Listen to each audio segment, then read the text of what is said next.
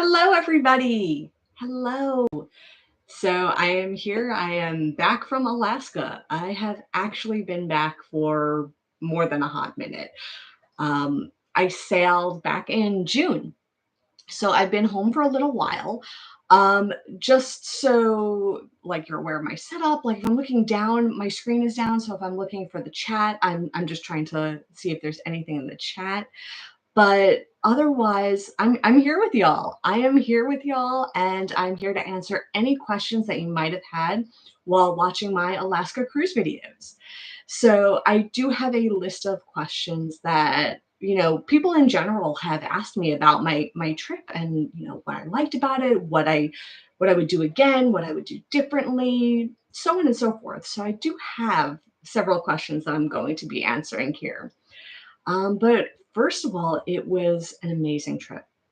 So I sailed, like I said, it was back in June, and it was from Seattle, and it went from Seattle north. So we went to Sitka, we went to Skagway, went to Juneau and Victoria, British Columbia, and somewhere in the mix, we tried to see a glacier, but it didn't quite work out. So, and then it returned to Seattle. So that was the sort of itinerary of the trip. And it was an absolutely fantastic experience.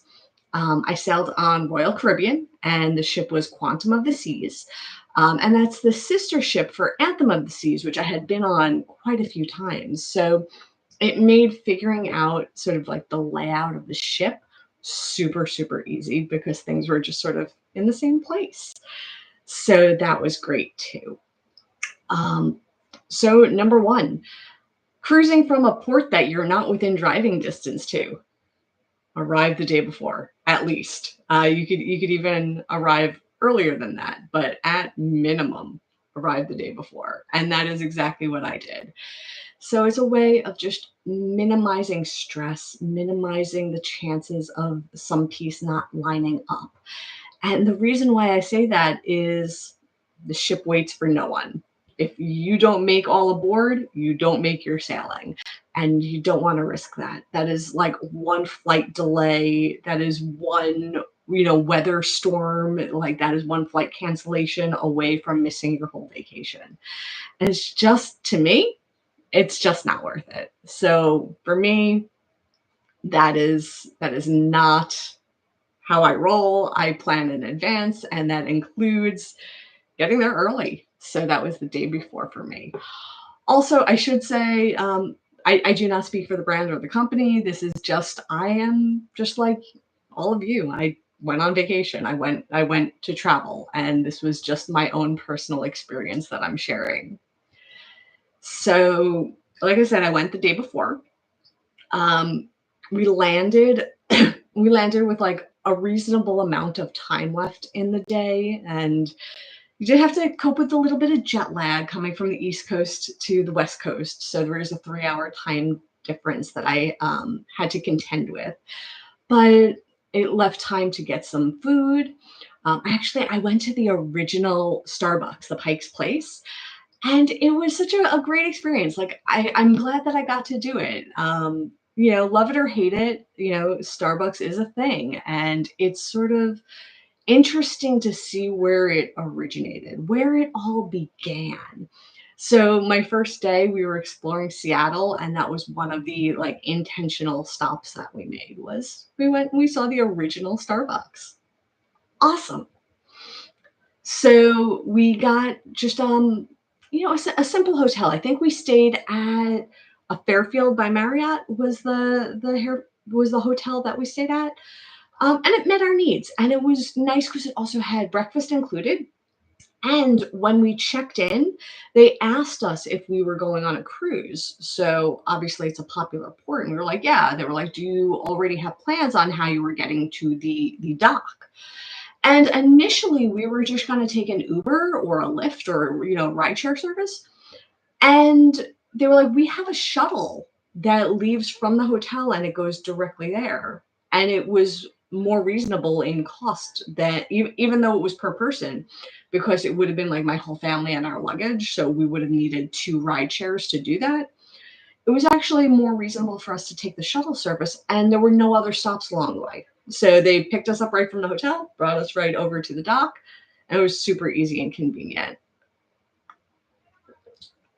So that was sort of my first experience was, you know, we thought we were going to do that, but this worked out better for us.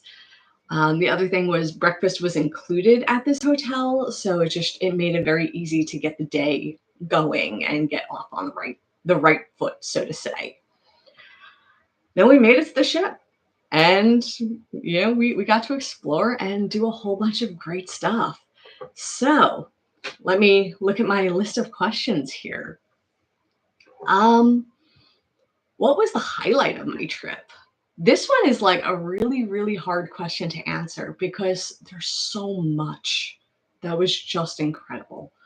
Um, I mean, on a personal note, it's getting to spend time with my family because we had been planning this particular cruise for, I want to say, about 5 years. We've been talking about doing this, and making it happen is just incredible. And in a place with such landscape and scenery where things are just magnificent. It absolutely, that was the highlight of this trip for me. Um, what was the most surprising thing to me about Alaska? Um, for me, I expected it to be beautiful. I did not expect to feel like I stepped into a painting. It was so absolutely gorgeous. It did not feel like this is something that could be real on this planet.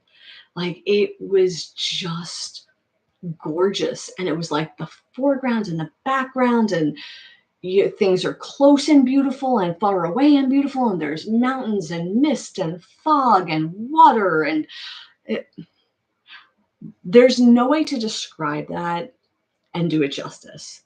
There's no way I could have filmed it and did it justice. As much as I tried to really capture that essence, there's no way to absolutely encapsulate what it feels like to be there. So I think that would be the most surprising thing. Um, what was the best meal I had? Well, cruises are certainly known for meals. And if you've been following me for a minute, you also know I have some dietary restrictions. And then I have a lot of them. Like I can't eat gluten, low lactose, no refined sugar. Yeah, I could have like fruit and honey and things like that, but not white sugar, not refined sugar. So it's always a challenge with food, but that is part of why I love cruising because they know how to take care of me and they know how to take care of people who have dietary needs. And on this particular cruise, the chef went absolutely above and beyond, and every night figured out a way to make dessert for me. Because usually, what I'll do for dessert is just like a fruit plate or a cheese plate, and that's it. And I keep it simple. They're like, no, no, we got you. We got you. We're going to do a chef special. We'll figure something out for you. And every night, the chef made something that fit my dietary needs. And I was able to have dessert on this cruise every night. And I can't even put into words how much that means. Because number one, I don't expect this. I don't expect this type of special treatment. So for that to happen, it's just like this absolute above and beyond next level thing that happened. And I'm so appreciative of it. They did not have to do this for me, but the fact that they did made me feel not just important and not just that they care, but like it made me feel more human, if that makes sense. Because when you can't be included in things like that, you're always sitting on the sidelines. And they let me be a part of by doing this. And I have so much gratitude for that. And this is why I continue to sail with Royal Caribbean and why I continue to take cruises because they make me feel included. You know, this is just one example of it. And again, it's not that I go in expecting this, but I leave feeling this way. And it's absolutely incredible.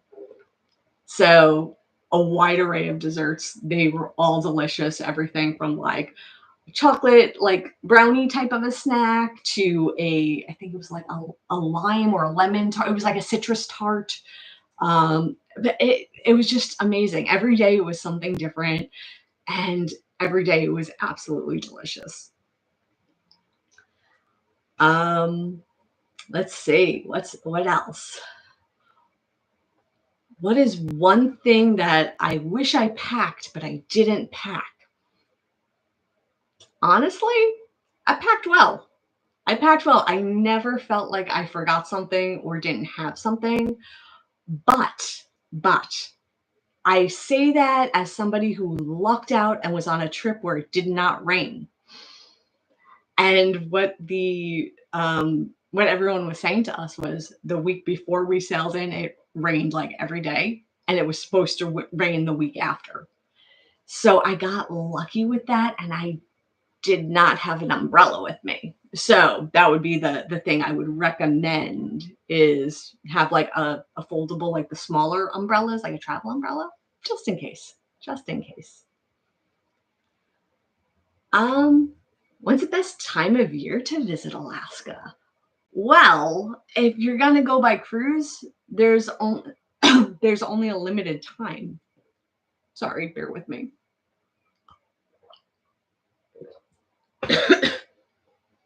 See, when I go live, I can't cut that out. You have to listen to me lose my voice for a minute. Um, but there's a limited time that you can actually sail. So generally speaking, and this varies, it's different cruise line by cruise line, so on and so forth. So check specific itineraries. But generally speaking, late spring and summer is when the cruises can sail. And my understanding, this might not be correct, feel free to fact check me on this, but my understanding is it has to do with the waterways being accessible because some areas it gets so cold that it could freeze over and it's not safe for these ships to sail through.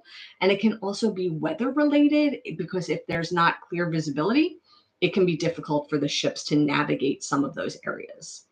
So late spring to summer is when, if you want to go by cruise, that you're able to do that. Oh, I'm sorry. I kicked the tripod. See, going live, you see all these little things that happen, like kicking the tripod and losing my voice. Oh my gosh. Okay, next question. So, how did I plan the itinerary? So this was actually a very loose itinerary.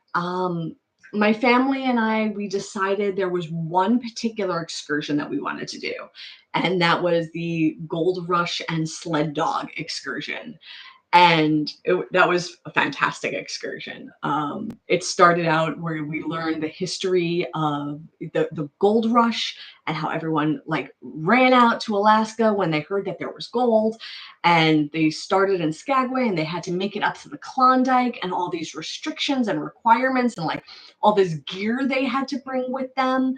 And then what the process was to actually like pan for gold and different like tools and materials that they use in different sort of situations. So I got like such a history lesson from that excursion. And then after the gold rush section of the excursion, we got to see all the sled dogs. And the nice thing, this was almost like a two-in-one because you had these two very different types of excursions, but they were located at the same facility. So you just had to travel to one place and you got both excursions, both, experiences right at one location. So that was fantastic. Um, and then in terms of like everything else, part of it was being cost effective, and just, being mindful of our budgets and what we wanted to spend. And part of it is wanting to be able to go at our own pace and just sort of, explore and taking things in. So that was definitely part of it.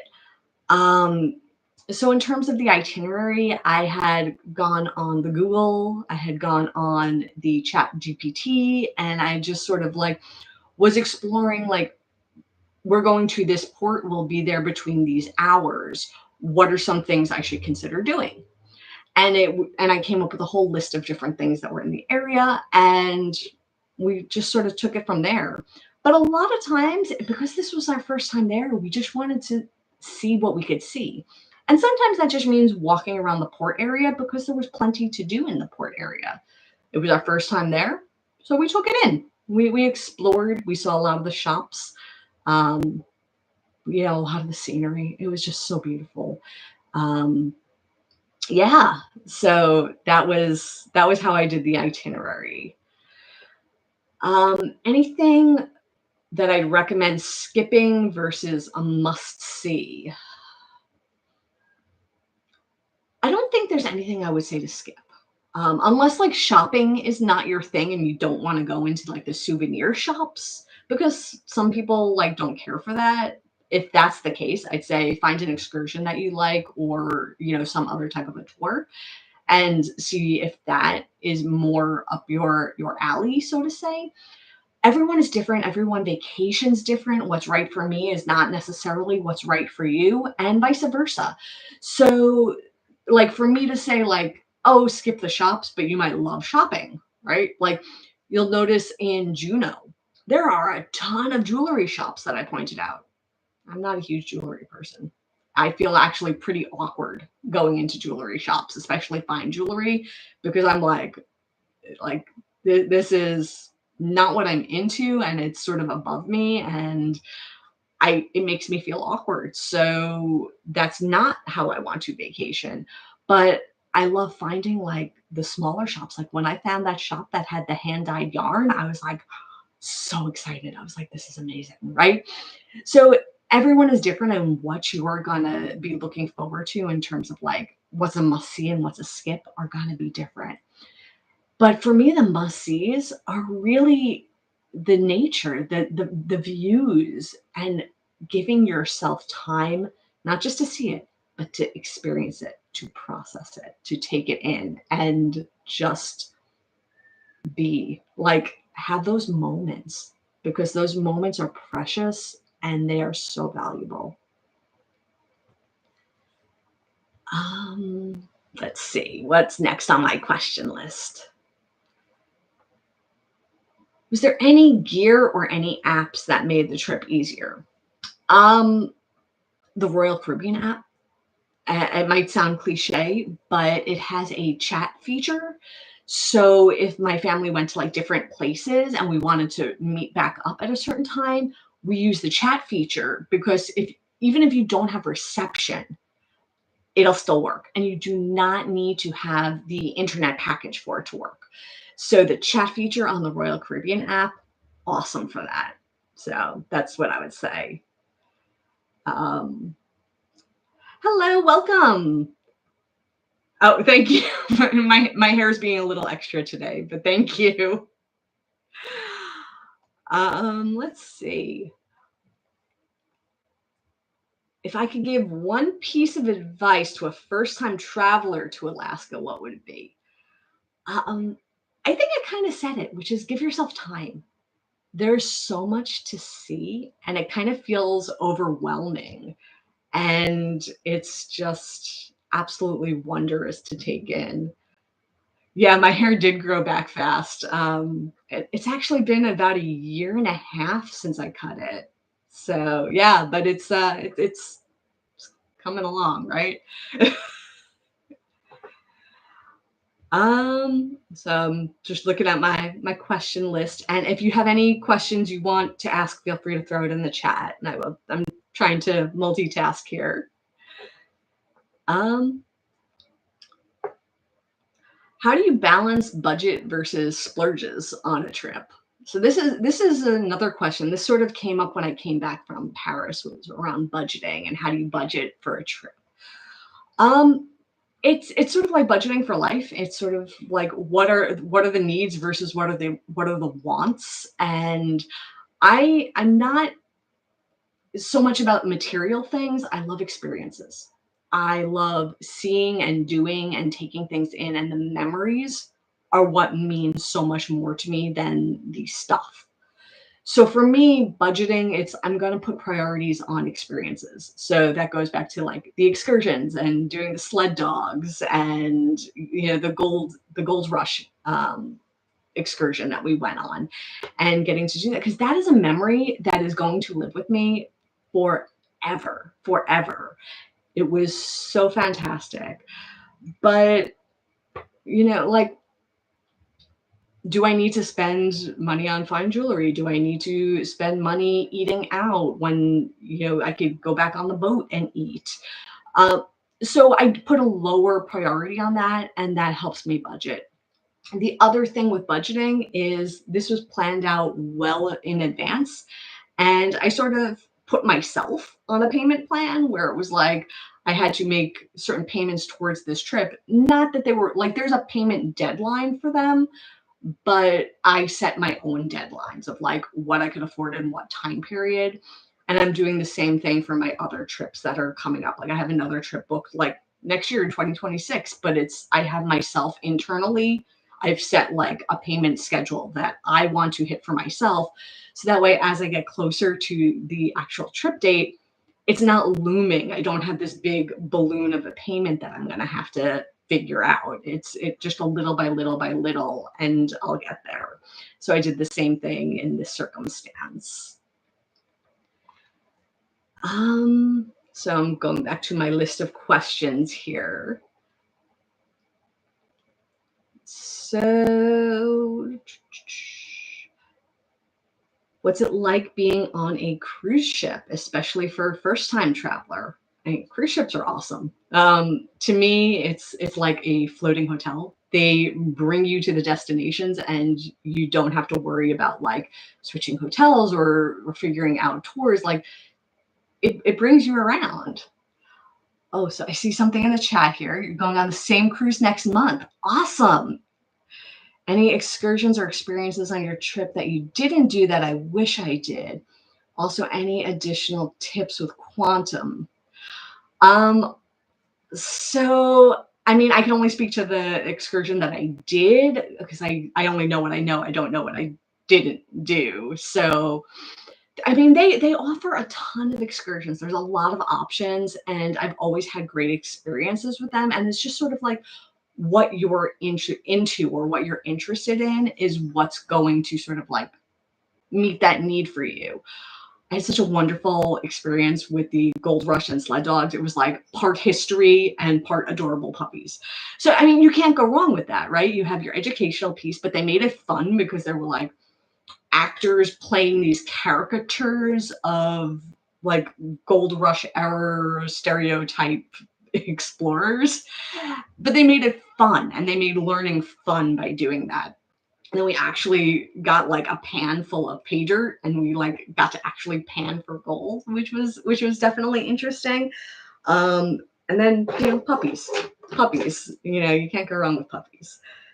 So I did not see the aurora borealis. And part of the reason for that, okay, so this is something I kind of intellectually knew, but I didn't actually process until I experienced it. It's sunlight very late. The sun was not setting until like 10 p.m. So because the sun was setting so late and rising so early, there was a very, very limited window of darkness. And because of that, like when I was awake, it never quite got dark enough to see the aurora borealis. So it might not be something easily viewable via cruise because cruise, you only have that limited window of like late spring through the summer when they sail. And it's the lightest during that time. Darkness falls for longer periods of time during the winter. So I guess that's the trade-off. But if you're up really late and you have a clear night, you might luck out. I don't want to say it's impossible, but the struggle I had was just it stayed daylight for way too long versus my awake versus asleep hours. Um, yeah. Yeah, definitely. Let me know if you're able to see it or not, and what that's like. I'd love to hear it.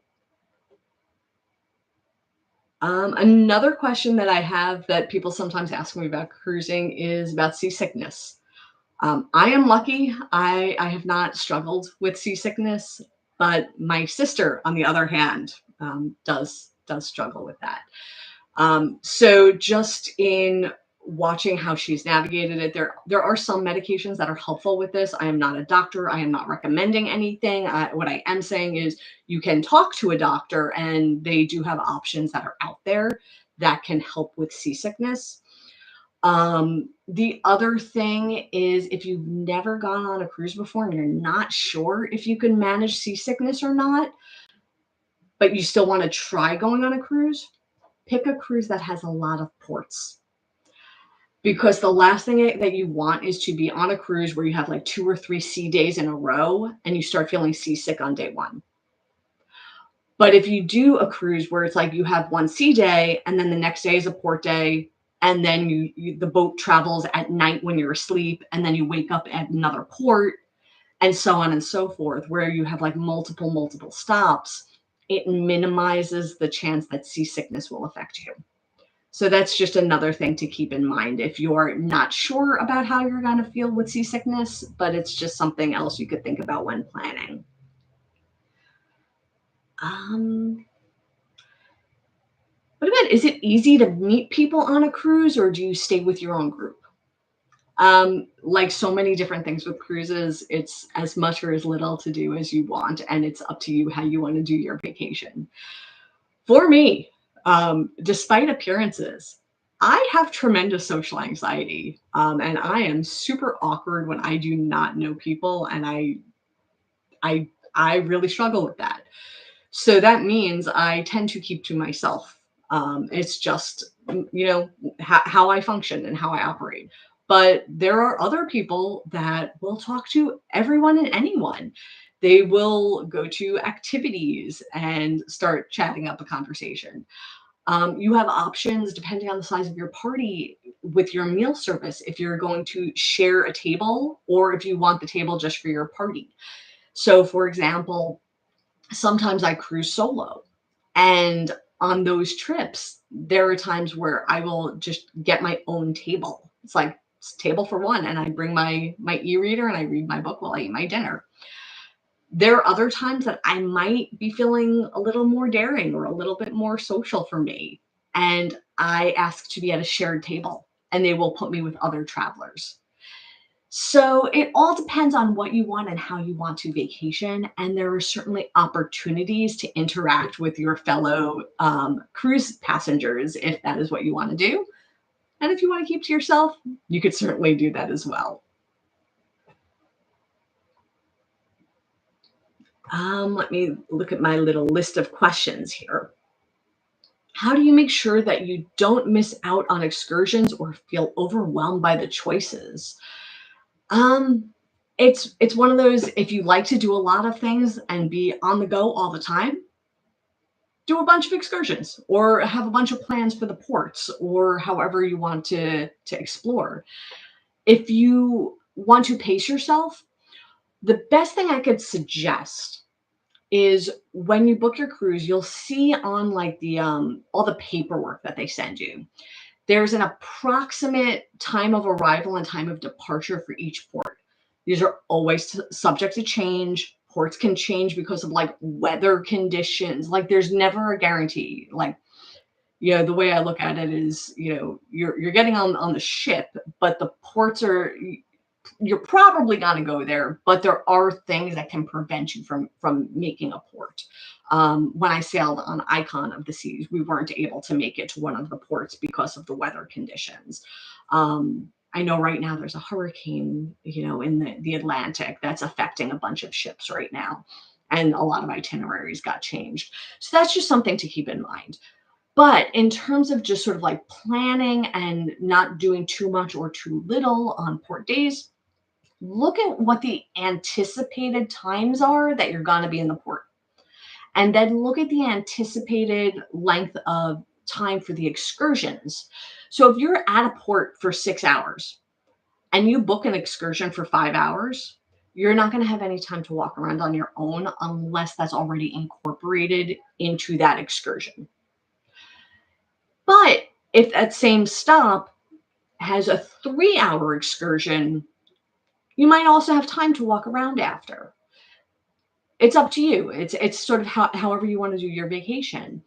So that is sort of how I figure out what might be too much or too little, or if I'll feel rushed, or if I feel like I don't want to have to stress about getting back to the ship in time, or this and that and the other.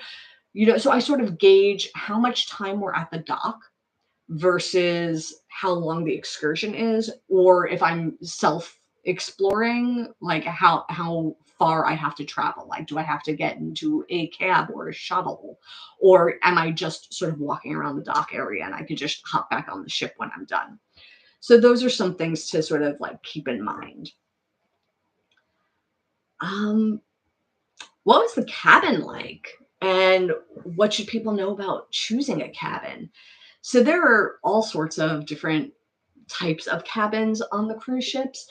Um, and a lot of times I'm happy with an inside cabin, but for the Alaska cruise specifically, I did get the balcony cabin because so much of this cruise is about seeing the landscape and seeing the sights, and even whale watching. I did eventually see whales. I persistence paid off, and I was patient, and I did eventually see some orcas, and it was absolutely amazing. So there's definitely reason to get the balcony room specifically for an Alaska cruise, because there's so much about the scenery and what you're able to see, and to have your own little private space to do that is super convenient, especially if um, the ship is going up Endicott Arm and Dawes Glacier. We didn't quite make it all the way to the glacier because weather conditions did not permit. Too much fog and too much ice in the water prevented us from getting there. But we went there so early.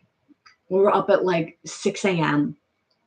and I had ordered room service, and I had a little coffee and a little warm oatmeal. And being able to do that from the comfort of the room and not having to get dressed and try to find a spot in a common area to try to see the glacier had we made it that far. So there was definitely a huge advantage for having the balcony for this particular trip. Um, is it a requirement? No, not at all. If your budget doesn't permit and you need to do an inside cabin, do an inside cabin. If your budget permits for splurging and you want a suite, do a suite. Like whatever fits your particular vacation needs is what's going to be right for you. But for me on this one, the advantage of having the balcony for the sightseeing was really worth it for me. So let's see. Other questions. Did I ever feel stuck on the boat? No, I never feel stuck on the ships. I am never bored on the ships. There's always activities and things to do. There's trivia, there's casino, there is um, like word search and scavenger hunts. Like there is so much to do. They have pools, even though it's Alaska, and even though we're talking about like glaciers, there's an indoor pool. So like there is really something for everyone, and I have never felt bored or stuck being on board. Um, let's see. I have a list of questions that I'm going through, but if there's any other questions that they feel free to put in the chat. I'm bouncing back and forth between them. So another question from my list is, if someone doesn't necessarily consider themselves an adventurous traveler, can they still have fun on a cruise? Yeah, absolutely. Absolutely.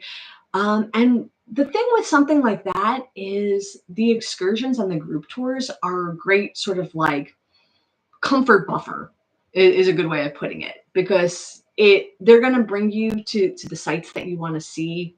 You're going to have a tour guide. They're going to give you a lot of information, and it's going to be as comfortable of an experience as it can be. And there's different sort of like levels of activity that are required. And all of the excursions have in their description, what level of activity is expected. If it's like walking over smooth pavement, if it's expected to be walking over uneven terrain, things along those lines, they're all in the description of the excursions. So you just have to go through them and see if there's something that looks interesting to you. And, you have that comfort cushion of the fact that it's an organized tour. You have a tour guide, and it sort of helps, you know, let you get out and start to see and explore while still having that structure and comfort. Um, let's see. Why do you think travel, especially a big trip to Alaska, is worth the effort and money? Um, YOLO, like you only live once. Um, yeah, I said it before. It's about the memories and the experiences for me. So these trips, like going to Paris earlier in the year, going to Alaska, these are experiences that are enriching my life in a way that like I can't even put into words. So that it's 100% worth it in my mind. Yeah. Did Alaska change the way you think about travel or nature? Um, I don't think it changed the way I think about it, but I think it sort of fed the already existing need to continue to travel. Um, we live in just a huge, magnificent, and beautiful world, and there is so much in it, and so much to explore, and so much to take in. And just little by little, I want to experience more and more and more. And this is just another example of trying something new, going to new cities, going to new places, seeing new things, and just really having these opportunities to take it in. So I don't think it changed my perspective, but I think it sort of continued to feed what already exists inside of me. Um, what is one of the most peaceful moments that I had there? Generally, with cruises, when I talk about peaceful moments, it involves staring out at the ocean. So that's definitely in line here. But in addition to that, like, I think that day that we didn't quite make it to the glacier, and just, being on the balcony, kind of cozy. I had like my big socks on and my little winter hat and my coffee and my oatmeal, and just staring out, seeing if I could see an orca go by, looking at chunks of ice floating around. Um, it was so magnificent and so beyond anything I could have imagined in my mind, that, yeah, I think that was like peaceful moment. Yes. Would I go back and would I do anything differently? I would absolutely go back. I would 150 zillion percent go back. It was a fantastic place. Would I do anything differently? I would, in the sense of wanting to continue to try and do new things. So I might pick a different itinerary because there are different stops that some of the cruise ships take. So there might be different ports of call.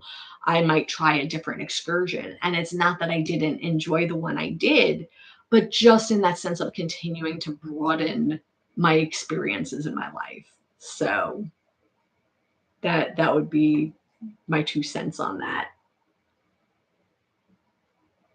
Um, How does it compare to past travels? Oh my gosh, I'm sorry. I keep kicking the tripod. How does this trip compare to past travels? That's a tough one because this is similar but different, right? So it's like it's a cruise. So it's similar in the sense that like there's activities and things that you do on board that are similar on any cruise, but because of the landscape and because of the location, and it was different. It's like eating ice cream. Like going on one type of cruise might be strawberry ice cream, and this was like, I don't know, pistachio ice cream. Like I'm just arbitrarily picking flavors, but it's like they're both ice cream, but they're both different. So I don't feel like I could do a direct comparison. Like I don't think you could compare an Alaskan cruise to a Caribbean cruise. I think they're very, very different, even though they have flavors that are the same. Um, I also don't think it would compare to like travel to a big city. Like I couldn't compare an Alaska trip to going to Paris. I think they're totally different types of experiences and both absolutely fabulous, but they're both very, very different. Cultures are different. You know, one is more nature focused, one is more um, city and history focused. It was just very different experiences. So both extremely valuable and extremely wonderful, but it's not like an apples and apples comparison. Does the trip inspire any future travel plans? Yes and no. Um, Part of that is because I'm already very inspired to travel. So I don't think it planted a new seed of a place I want to go, but I think it just reinforces that I really enjoy traveling and I really enjoy getting out there and seeing the world. So, and my last pre prepared question I have is, what small moments made the trip feel extra special? This one, I'm going to say the orcas, the whales. Because it's something that like you blink and you miss it. It was quick. It was a small thing, but that was an experience, and it was an experience that I got really lucky about. So there were two different times that I got to see orcas.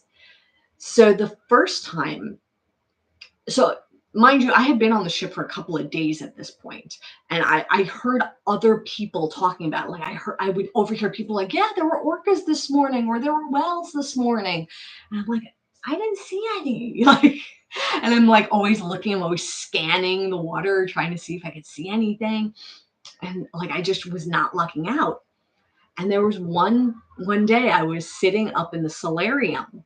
So this is the trick if you want to see whales while you're there, from the ship. Your odds increase exponentially, in my opinion, if you are trying to view the whales from a public area. So I was in the solarium, which is like the adults only area, and all of a sudden you hear, ooh, ooh, look, and like people start pointing and going to the windows, and so everyone starts looking. So you sort of have that group assistance of like making noise and getting your attention to look.